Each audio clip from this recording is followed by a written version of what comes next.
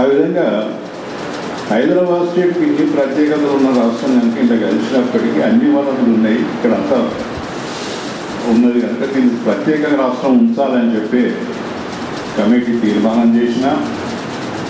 మరి నాకు తెలిసిన కాడి అంటే విశ్లేషిస్తే ఆలోచిస్తే ఎందుకు ఈ పరిస్థితి వచ్చింది, కలపాల్సిన పరిస్థితి ఎందుకు వచ్చింది అని అంటే ఒక విధంగా అప్పుడు కూడా రాజకీయ కారణంతో కలపలేదేమో అని నేను అనుకుంటాను,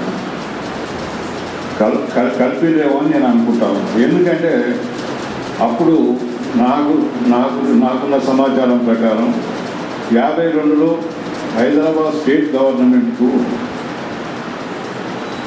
కాంగ్రెస్ పార్టీకి 4 సీట్లు ఎక్కువ ఉన్నాయి. ప్రతిపక్షమైన పీడిఎఫ్ పీపుల్స్ డెమోక్రటిక్ ఫ్రంట్ అనే అలా కమ్యూనిస్ట్ ఉండేవాళ్ళు, సోషలిస్ట్ ఉండేవాళ్ళు, ఇంకో ఎస్ఎస్పి అనే ఒకటి ఉండే. ఈ విధంగా ఇండిపెండెంట్స్ వీళ్ళందరూ కలిసి ఉన్నదానికి కాంగ్రెస్కు 4 సీట్లు లేదు. అందులో తెలంగాణ రాష్ట్రం కనుక ఏర్పడితే తెలంగాణ ప్రాంతంలో కమ్యూనిస్టులు సోషలిస్టు ప్రభావం ఎక్కువ ఉన్నది, ఇక్కడ కాంగ్రెస్ గెలవదనే భయానికి చేసిందేమో అన్నది కూడా ఒక కొందరు పెద్దలు చెప్తారు, వాస్తవం కూడా కావచ్చు. అదే కాకుండా ఒకసారి ఈయన మా కంచనపల్లి పెద్ద వెంకటరామారావు గారని మా జిల్లా నుంచి బై ఎలక్షన్లో కాంగ్రెస్ క్యాండిడేట్గా గెలిచిన వ్యక్తి, ఆయన చెప్పిన ఒక వర్షన్ ఏంటంటే 52 ఎన్నికలలో అన్నిటికంటే మొట్టమొదటిసారి వచ్చిన రిజల్ట్ పార్లమెంట్ సీటు అలహాబాద్. ఆడ జవహర్లాల్ నెహ్రూ మంచి మెజారిటీతో గెలిచాడు, ఇది నెంబర్ 1 అని చెప్పి మొదలు రేడియోలో అనౌన్స్ చేసినాయి. అప్పుడు రేడియోకి మాత్రమే ఉండేది. ఆ తర్వాత కాసేపటికి రావినారాయణ రెడ్డి గారు నల్గొండ జిల్లా ఇది రాగానే రావినారాయణ రెడ్డి గారు ఫస్ట్ అయ్యారు, నెంబర్ 1 అయ్యారు, నెంబర్ 2 జవహర్లాల్ నెహ్రూ అయ్యారు.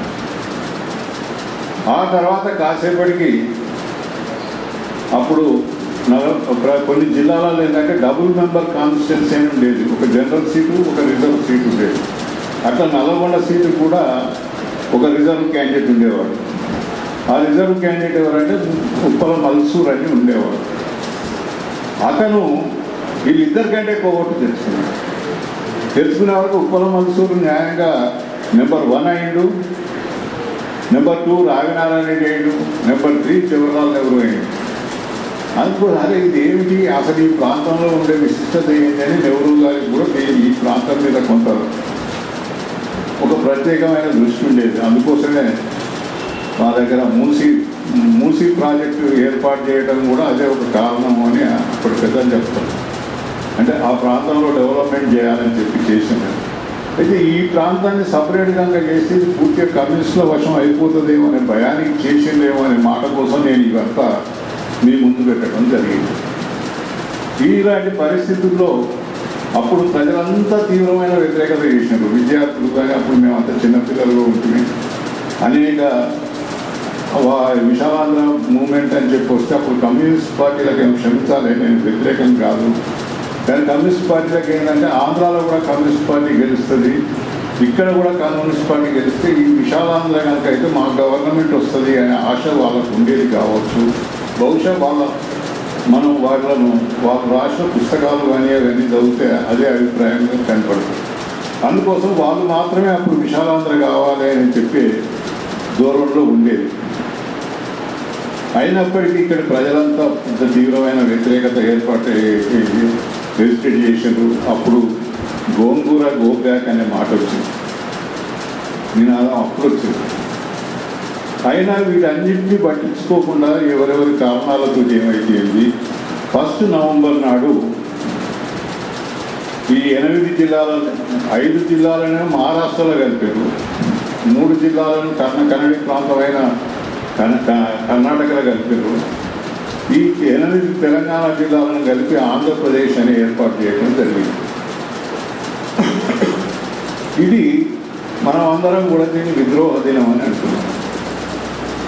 ఎందుకంటే తెలంగాణ ప్రజల మనోభవిష్టాలకే కాకుండా ఆ తర్వాత ఉన్న అప్పుడుండే పెద్ద మనసులో ఒప్పందాలు కానీ అనేక షరతులు కండిషన్స్ పెట్టి కొద్ది రోజులన్నా మీరు కలిసి ఉండండి అని చెప్పాను. జవహర్లాల్ నెహ్రూ గారు ఇక్కడికి వచ్చినప్పుడు ఉపన్యాసంలో కూడా మేము ఒక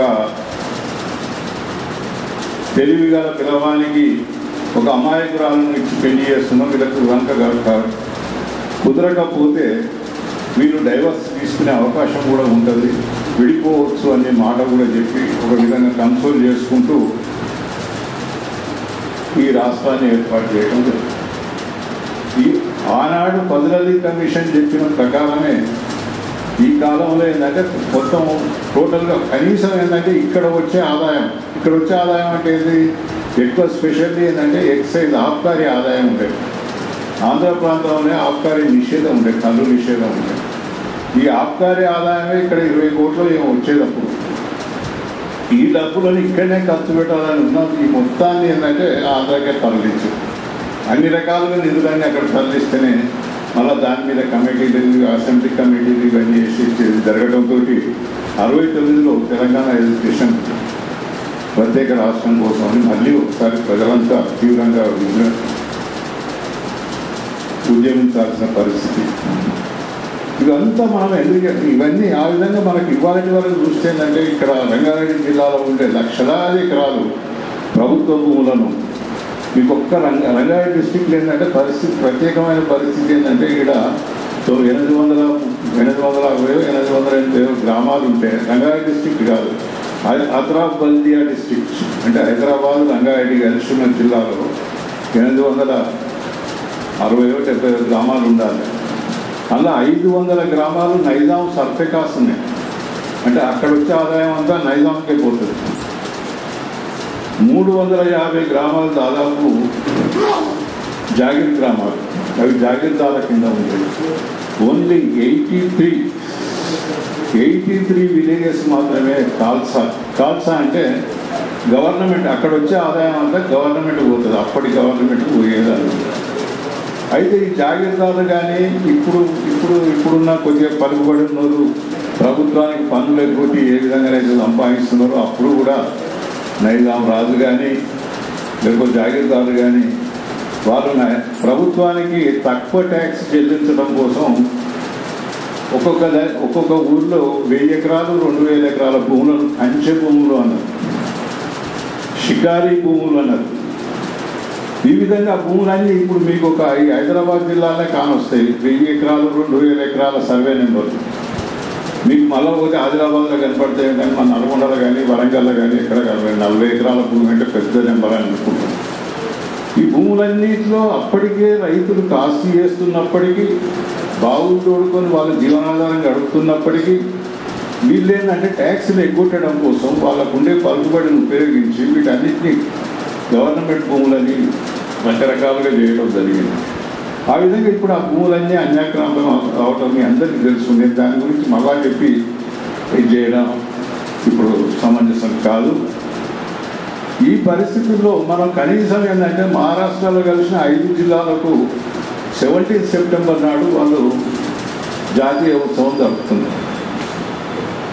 కర్ణాటకలో కూడా 17 సెప్టెంబరు హైదరాబాద్ కన్నడి విలీన దినోత్సవం అని చెప్పి వాళ్ళు కూడా జరుపుతూ ఉన్నారు. దానికి ఏదో హైదరాబాద్ అని పెట్టారు, మహారాష్ట్రలో కూడా అదే విధంగా పెట్టారు. మన దగ్గర కనీసం ఏంటంటే ఆనాడు ఉత్సవం జరుపుకున్న జాతీయ జెండా ఎగిరేసి జాతీయ ఉత్సవం జరపాలంటే కూడా దాని మీద ప్రభుత్వం ఒప్పుకుంటలేదు.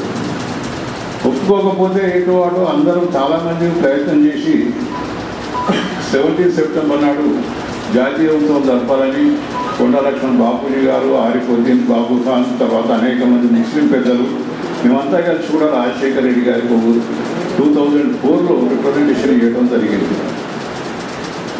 ఆయన అది ఎట్లా అంటే నేను అన్న ఆ రోజు ఆయన ఇదేంటంటే అన్ని రాజకీయ పార్టీలు యాక్సెప్టెన్స్ ఇచ్చినాయి, ఈవెన్ సిపిఐ సిపిఎం కూడా దీన్ని జరుపుతూ ఉన్నారు, మీరు ఎందుకు చేయరు అంటే పార్టీలు చేసులు వేరు, ప్రభుత్వ పరంగా చేసులు వేరు, ఏదైనా ఉంటే మేము ఆలోచిస్తామని చెప్పి రాజశేఖర రెడ్డి గారు చెప్పి నేను చేస్తాను.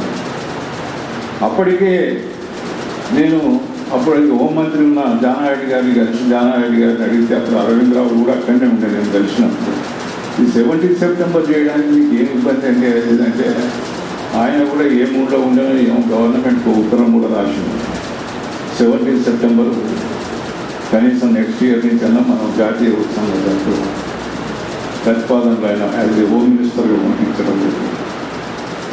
అయితే 1998-99 ఆ ప్రాంతంలో చంద్రబాబు నాయుడు ఉన్నప్పుడే ఈ 1 నవంబర్ను జాతీయ ఉత్సవంగా జరపాలనే తీర్మానం చేసిన ప్రభుత్వ పరంగా ఒకటి చేసేప్పుడు ఏమంటే కలెక్టర్లు, ఎస్పీలు వాళ్ళు ఉద్యోగస్తుల స్థాయిలో చేసేప్పుడు దీనికి సహజంగా రాజశేఖర రెడ్డి గారు ఏం చేసిందంటే, ఓహో అట్లా మీకు 17 సెప్టెంబర్ కావాలన్నా అయిదానికి ఏంటని ఈ 1 నవంబర్ నాడు మంత్రులు పోయి చేయాలి, జిల్లాకు మంత్రిని కేటాయించాలనేది కొత్తగా ఏర్పాటు చేయడం జరిగింది. అది సహజంగా వాళ్ళ పెత్తందారి అహంకార ధోరణికి ప్రతీకగా ఇవన్నీ జరుగుతూ ఉంది. అలాంటి 1 నవంబర్ను మనం నిరసన దినోత్సవం జరుపుకోవాలని చెప్పి నిరసన జరపాలి ఈ ప్రాంత ప్రజలంతా అనే ధోరణితోటి వారి చర్చ కార్యక్రమంలో ఈ సబ్జెక్టు పెట్టడం జరిగింది. ఈ సబ్జెక్టు ప్రకారం మనం ఈ సబ్జెక్టు ప్రకారం ఏంటంటే మనం 1 నవంబర్ నాడు ఏం కార్యక్రమం చేయాలి, ఏ విధంగా మనం నిరసన జరపాలి. మీరు చూసారు పోయినసారి మిలియన్ మార్చ్ కావచ్చు, మొన్న 30th మార్చ్ మేమంతా ప్రత్యక్ష సాక్ష్యం అందులో కూడా. ఇక శ్యామ్ ప్రసాద్ రెడ్డి మేము మా ఇద్దరు వెనకెంబడే పడదు, ఆయన చెవు పక్కబడే పోయించారు, చెవు కిందికి వెళ్ళిపోతే ఏది బీర్ గ్యాస్ మేము కూర్చున్నాక. మరి అంత చూసి అంత బ్రహ్మాండమైన లక్షలాది జనం ఇంత నిర్బంధాల మధ్య ఇంత ఇది ఉన్నప్పటికీ జనం వచ్చినప్పటికీ జనం లేని పరిస్థితుల్లో రేపు నవంబర్ 1కు మనం ఏ విధంగా నిరసన జరపాలి, ఆ నిరసనతోటి ఏదైనా ప్రభుత్వంలో కదలికి వస్తుందా, మన ప్రజల యొక్క ఇరాదా ఉద్దేశం ఎంత పక్కా ఉన్నది, ఎంత గట్టి ఉన్నది అని చెప్పి జరపడం కోసం ఏం కార్యక్రమం తీసుకోవాలనేది ఇవాళ మన చర్చ యొక్క సారాంశం. దాని గురించి మాట్లాడడానికి మన దగ్గరికి ఇప్పుడు